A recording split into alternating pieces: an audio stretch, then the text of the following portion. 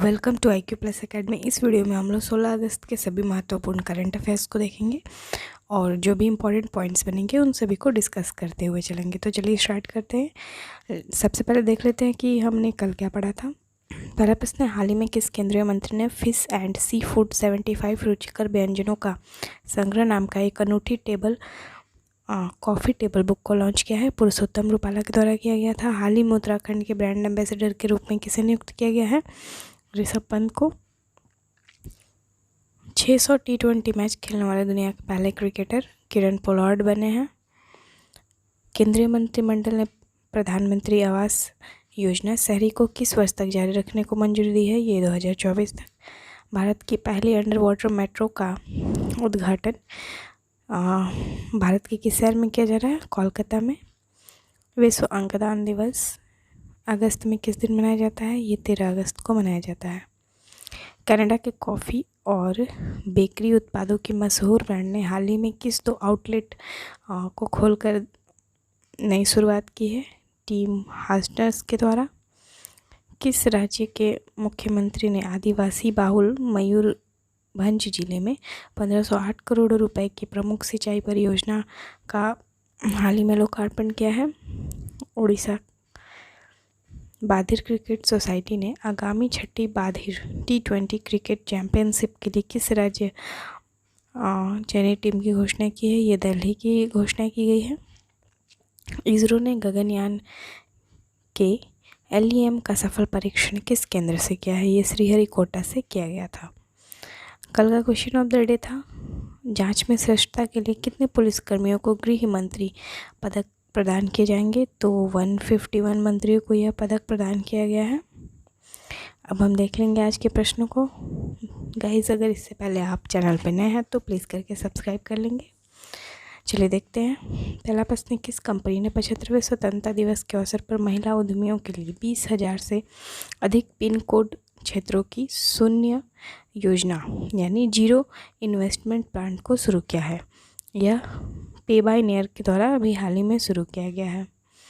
बिना किसी देश की शाखा और बैंकिंग डिजिटल नेटवर्क वाली जो कंपनी है पे नियर बाय, इसने स्वतंत्रता के 75वें वर्षगांठ के अवसर पर महिला उद्यमियों के लिए 20,000 से अधिक क्षेत्रों में शून्य निवेश की योजना लिखी है। यानी शून्य इन्वेस्ट का मतलब होता है जीरो इन्वेस्टमेंट प्लान। तो इसकी योजना रखी है।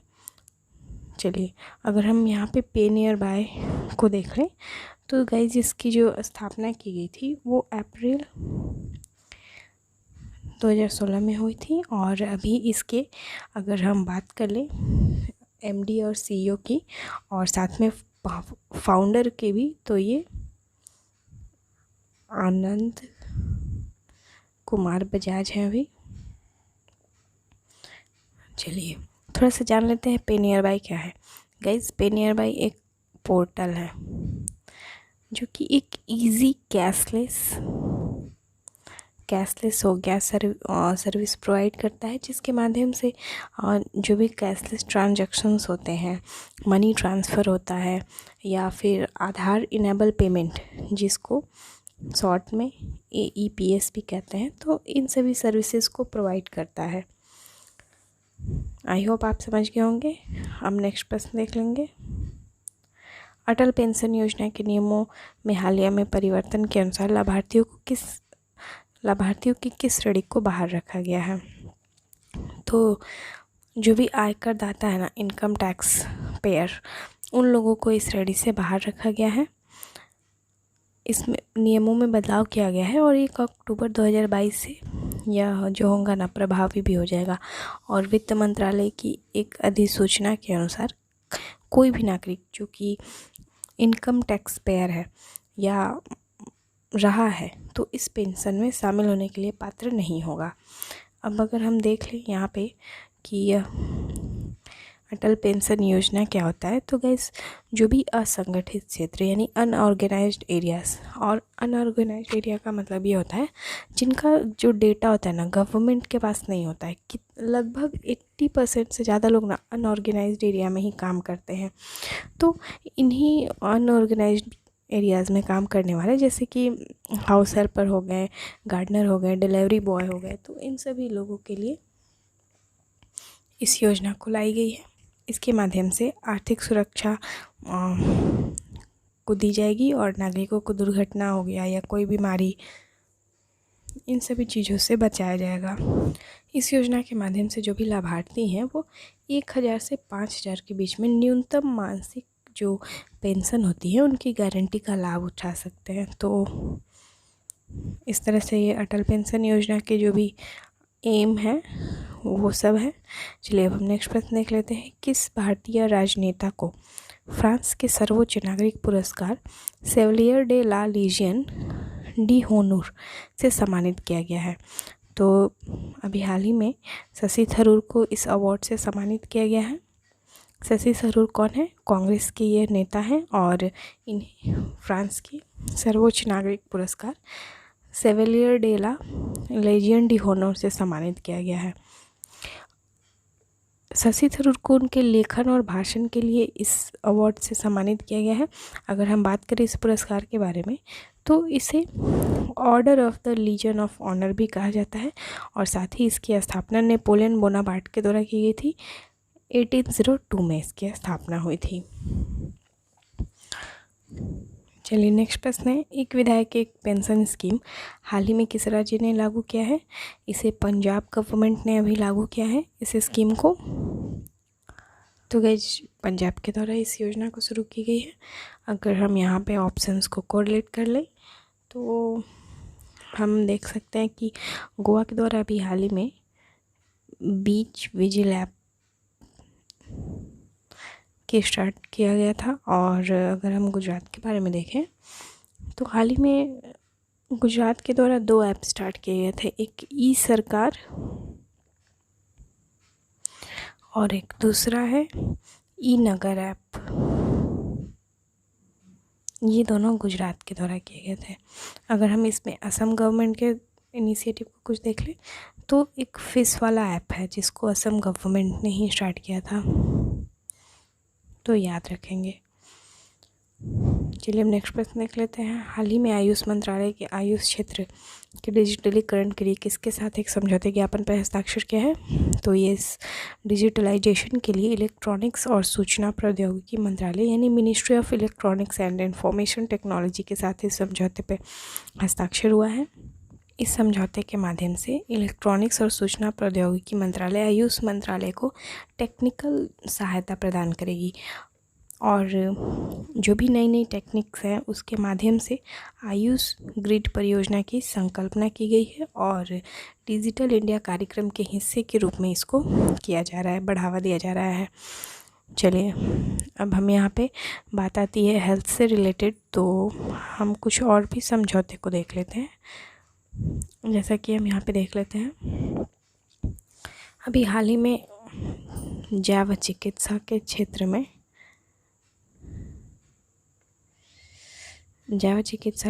में यूएसए के साथ समझौता हुआ है इंडिया का। और स्वास्थ्य के लिए यहाँ पे स्वास्थ्य अनुसंधान के क्षेत्र में स्वास्थ्य अनुसंधान यानी रिसर्च के क्षेत्र में अभी हाल ही में समझौता हुआ है नेपाल के साथ। नेक्स्ट देख लेंगे एक समझौता स्वास्थ्य परियोजनाओं के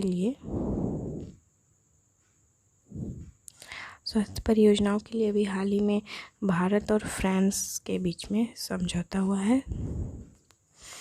और इसके अलावा एक और समझौता हुआ है जो कि स्वास्थ्य से ही रिलेटेड है, डेनमार्क के साथ यह समझौता हुआ है। तो ये सारी चीज़ें याद रखेंगे, बहुत ही ज़्यादा इम्पोर्टेंट हो जाते हैं।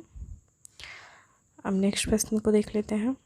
हाल ही में किस राज्य सरकार ने अनुसूचित क्षेत्रों में पंचायत अधिकारों को विस्तार को लागू किया है? तो छत्तीसगढ़ के द्वारा इसको लागू किया गया है। अभी हाल ही में छत्तीसगढ़ सरकार ने अनुसूचित क्षेत्रों के लिए पेशा नियम 2022 को लागू करने की घोषणा की है अभी हाल ही में। और इस पेशा अधिनियम जैसे ही लागू होता है वहाँ की ग्राम सभा की शक्ति में वृद्धि हो जाएगी और जो भी ग्राम सभा में आदिवासी समुदाय के सदस्य हैं इसमें 50% होंगे आदिवासी समुदाय के और इस 50% में 25% महिला ही होंगी। तो इस तरह से यह काफ़ी इम्पोर्टेंट एक्ट है। छत्तीसगढ़ ने आदिवासियों के हितों की रक्षा करने के लिए इसको लागू करने का डिसीज़न लिया है। और साथ ही यह 15 अगस्त से 26 जनवरी तक ग्राम सभाओं के माध्यम से जागरूकता अभियान भी चलाया जाएगा। यहाँ पे सबसे पहले आ जाता है कि ये पेसा एक्ट क्या है। गाइस, जो ये पेसा एक्ट है ना, ये 1996 में आया था। और क्यों आया था, इसको जानने के लिए सबसे पहले हम चलेंगे डीपीएसपी पे। डीपीएसपी जो कि अपने भाग 4 से रिलेटेड है।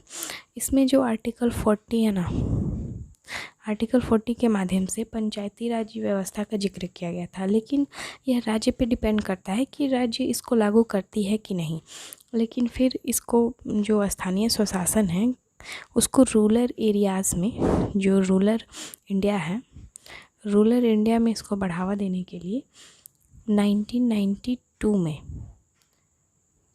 73rd अमेंडमेंट एक्ट लाया गया। और इसके माध्यम से स्वशासन को सुनिश्चित करने के लिए यह अमेंडमेंट लाया गया और पंचायती राज व्यवस्था को अनिवार्य बनाया गया। तो लेकिन इसका एक एक्ट है 243 का एम, ये 243 का जो एम है ना, उसके माध्यम से यह आदिवासी और जो अनुसूचित एरिया है उसमें इस जो स्थानीय स्वशासन है उसको प्रोहिबिट कर दिया गया, मतलब प्रतिबंधित किया गया था। लेकिन कुछ टाइम बाद यह फील किया गया कि जो यह स्थानीय स्वशासन है वो आदिवासी और अनुसूचित जो क्षेत्र हैं, जो ये एरियाज़ हैं, वहाँ भी होने चाहिए। तो इसलिए फिर इस एक अमेंडमेंट एक्ट लाया गया। और इसमें 1996 में क्या किया गया कि जो अपना कॉन्स्टिट्यूशन है उसके पार्ट 9 के थ्रू अनुसूचित क्षेत्र में पंचायती व्यवस्था को लागू करने के लिए क्या किया गया, यहाँ पे मैं लिख देती हूँ अच्छे से, पंचायत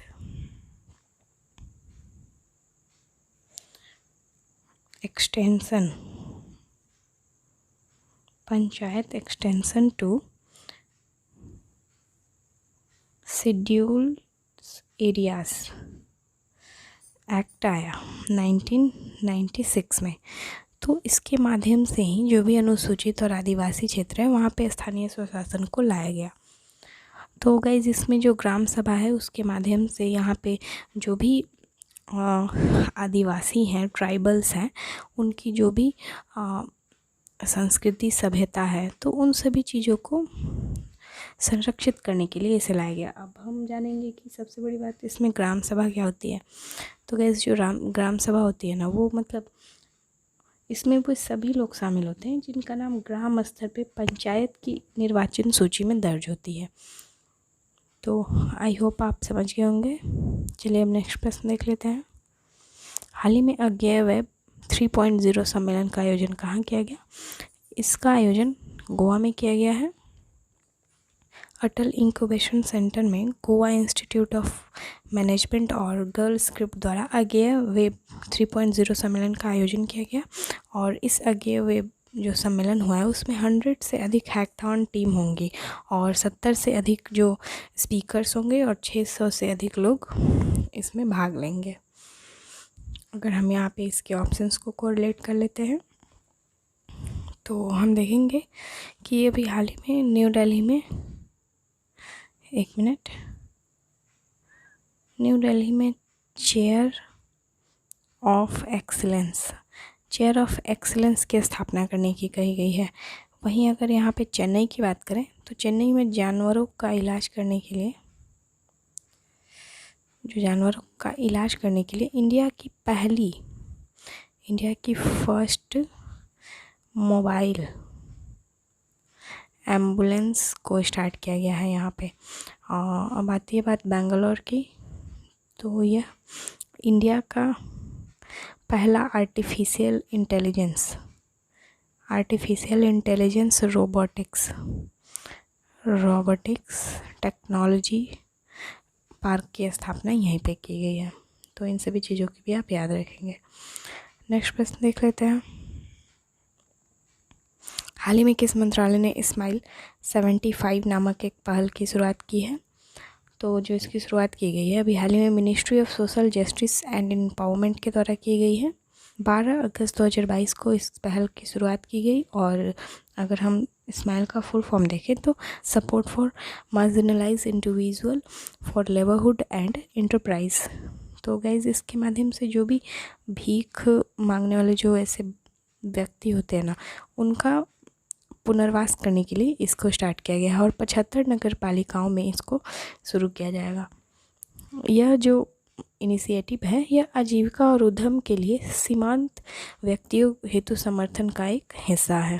चलिए अगर नेक्स्ट हम देखें, यहाँ पे अगर ऑप्शंस को हम कोरिलेट कर लेते हैं तो अभी देख लेते हैं कौन कौन से मंत्रालय के द्वारा कौन कौन सा पहल शुरू किया गया है। तो स्वास्थ्य एवं परिवार कल्याण मंत्रालय के द्वारा अभी हाल ही में हील बाय इंडिया शुरू किया गया है। हील बाय इंडिया शुरू किया गया है। आवास और शहरी मामलों के मंत्रालय के द्वारा लाभार्थी से रूबरू शुरू किया गया है। एक पहल है लाभार्थी से रूबरू, इसको स्टार्ट किया गया है। और अगर हम एजुकेशन मिनिस्ट्री की बात करें तो भाषा संगम नाम से एक पहल इसके द्वारा शुरू किया गया था। तो ये भी आप याद रखेंगे। नेक्स्ट प्रश्न है, हाल ही में किस देश के रियर गुरलेमो पर्बो रियोस को भारत और पाकिस्तान में संयुक्त राष्ट्र सैन्य पर्यवेक्षक समूह के मिशन प्रमुख और मुख्य सैन्य पर्यवेक्षक के रूप में नियुक्त किया गया है? तो गाइज ये अर्जेंटीना के हैं। अगर कुछ और पॉइंट्स को देखें तो जो इसके महासचिव हैं वो अर्जेंटीना के रियर एडमिरल गुइलेमो पाब्लो रियोस को भारत और पाकिस्तान के लिए संयुक्त राष्ट्र सैन्य पर्यवेक्षक समूह यानी UNMOGIP के मिशन प्रमुख और मुख्य सैन्य पर्यवेक्षक के रूप में इन्हें नियुक्त किया है। और उरुग्वे के मेजर जनरल जोस एलांडिलो एल्केन ने मिशन के प्रमुख और UNMOGIP के लिए मुख्य सैन्य पर्यवेक्षक के रूप में पद को छोड़ा था और उन्हीं का स्थान इन्होंने लिया है। हम देख लेते हैं इससे रिलेटेड एक पॉइंट। तो अभी हाल ही में इंडिया के द्वारा UN की हेल्प से एक प्लेटफॉर्म को लॉन्च किया गया था, यूनाइट अवेयर। ये यूनाइट अवेयर का स्टार्ट किया गया था और UN के पीस कीपर्स के लिए इसे शुरू किया गया था। तो ये भी याद रखिएगा। अगर हम देखें कि संयुक्त राष्ट्र सैन्य पर्यवेक्षक समूह की स्थापना कब हुई थी, तो ये जनवरी 1949 को की गई थी इसकी स्थापना। नेक्स्ट प्रश्न है, हाल ही में Lisbon Triennale Millennium BCP lifetime achievement award जीतने वाली पहली दक्षिण एशियाई महिला कौन बनी है? तो गाइस जो ये मरीना तबस्सुम है, इन्हीं को यह अवार्ड दिया गया है। यह कहाँ से रिलेटेड है? ये बांग्लादेश से रिलेटेड है और यह एक आर्किटेक्ट है और इनके लिए ही इनको यह लाइफ टाइम अचीवमेंट अवार्ड से सम्मानित किया गया है। और इसमें जो जूरी चौधरी है ना, उनको स्थानीय समुदायों के साथ काम करने के लिए एक प्रेरक उदाहरण पेश करने के लिए उनकी प्रशंसा की गई है और जिसका दुनिया भर में काफ़ी पॉजिटिव इफ़ेक्ट भी देखा गया है। अगर हम यहाँ पे ऑप्शंस को देख लें तो जो गीतांजलि श्री हैं, इनको अभी हाल ही में मैन बुकर अंतर्राष्ट्रीय अवार्ड मिला था 2022 का। और ये किस लिए मिला था? टॉम्ब ऑफ सैंड के लिए इनको मिला था, टॉम्ब ऑफ सैंड। अगर हम यहाँ पे नेक्स्ट देखें मधु कंकरिया, तो इन्हें भी एक बिहारी पुरस्कार से सम्मानित किया गया था। 2021 का 31वां था और इन्होंने किस रचना के लिए यह जीता है? हम यहाँ थे के लिए ये जीता है। क्वेश्चन ऑफ द डे देख लेते हैं। हाल ही में खबरों में रहा निपम किस क्षेत्र से संबंधित है? तो गाइस इसका आंसर आप कमेंट बॉक्स में बताएंगे। आज का सेशन कैसा लगा हमें ज़रूर बताएं और साथ ही अगर पसंद आए तो लाइक करें और अपने दोस्तों के साथ शेयर भी करें। मिलते हैं कल नए टॉपिक्स के साथ, तब तक के लिए धन्यवाद।